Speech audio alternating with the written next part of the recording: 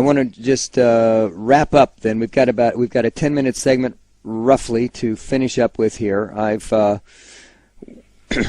We've got the story that you and Gunter met very young, then 30 years later, after much interesting stories that we've heard about, you're finally married, and then tell us about what I didn't. Yeah, tell us about what you didn't know when you got married, what you discovered in the course of your marriage, and then what you discovered after he passed away.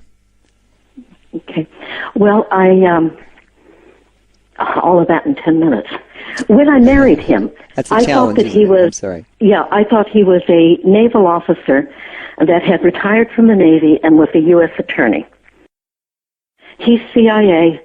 What am I going to do? Throw him out or try to figure out why he's CIA? Well, as I was married to him, I figured out why he was CIA. He was part of a covert unit within the CIA that was made up almost exclusively of his cousins from Europe and from Eastern Europe, from Hungary and Romania and Poland and all sorts of places like that. And they were the people who had grouped together, and they call themselves Faction 2, and they are the people that put in place a plan to take down the Federal Reserve.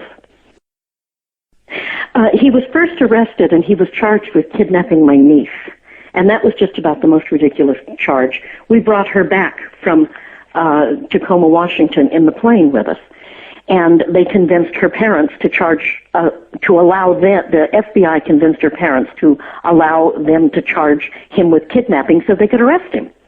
And, of course, the parents went along with that. You know, so usually in other words, he was in prison for nothing to do with the October surprise? Exactly. Illegally. In the beginning. And so they held him for several months on kidnap, and then I threatened to go public with it with my mother, and they changed charges to misuse of government aircraft. And then they sentenced him to 2 years in prison for misuse of the government aircraft. And at one point in there, they tried to kill him. And he called Rodney Stitch, who wrote The Unfriendly Skies, and he also wrote a book called Defrauding America. And he said to Rodney Stitch, if I die, I want you to tell Raylan what the real reason is why they murdered me. And so he dictated this long thing about the October surprise and about who he was and all of this, things that he had never told me.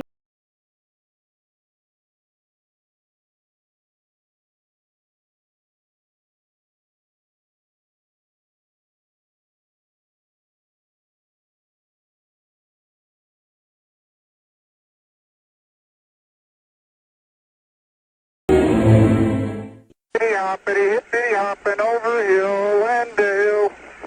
Da da da da da da da da da da da da. Hippity hopping along. Got a great singing voice, doesn't he? President Obama is turning America's back on the moon. Instead, he wants NASA to focus on the future. It has been nearly 40 years since the last moonwalk. Now, after spending more than $9 billion on plans to return to the moon, NASA is putting that dream back on the shelf. President Obama wants to boost NASA's budget, he says, but none of the money would go to a moon mission. Instead, he wants the money spent on developing new technology. So let's talk about it with that astronaut you saw bouncing around there, Gene Cernan, the final astronaut to walk on the moon. Takes you back, doesn't it, Gene, watching those pictures? Yeah, it sure does. You had to have a little fun while you were there, John. I'm sure it was fun. I'm certainly envious. A lot of people are. But obviously, the president said, you know, these are lean times in this country. We've kind of already been there and done that. What do you think about the idea to cancel this moon program, the Orion program?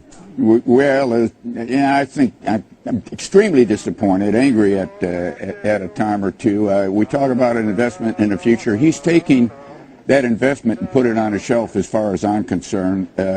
I don't care how people want to sugarcoat it. We are no longer a space exploration, a spacefaring nation. We are now put in a position of second place. And what we don't do today, I can promise you, someone else is going to do tomorrow. And I don't think the American people are going to like that. Yeah, the Chinese are getting pretty aggressive with their efforts to get a manned moon mission underway, aren't they?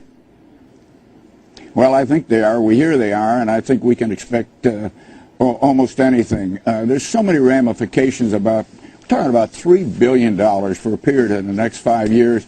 We're talking about $100 billion to create jobs. Well, we're not only not creating jobs by taking that money away from NASA's Constellation program, we're removing the jobs that exist, and the jobs that could exist no longer are there. I just don't understand the logic behind it. There isn't unanimity, though, in the astronaut corps about the wisdom of this decision. Let me read to you, and you've probably already heard it, what Buzz Aldrin had to say, the second man to walk on the moon. He said, "I wish to endorse strongly the president's new direction for NASA.